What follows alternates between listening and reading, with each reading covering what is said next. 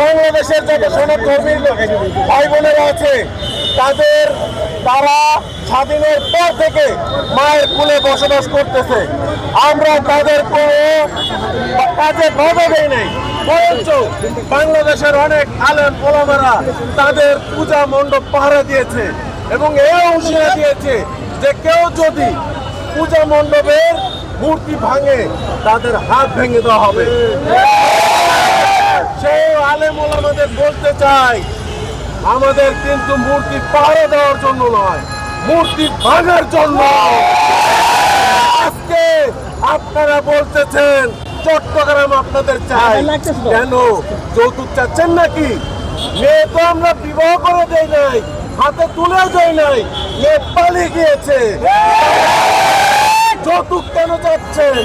চট্টগ্রাম নিয়ে লাফালাফি করেন না। আপনারা যদি চট্টগ্রাম নিয়ে লাফালাফি করেন, আমরা কলকাতা, সেভেন সিস্টার, আগরতলা সবকিছু নিয়ে টান দেব।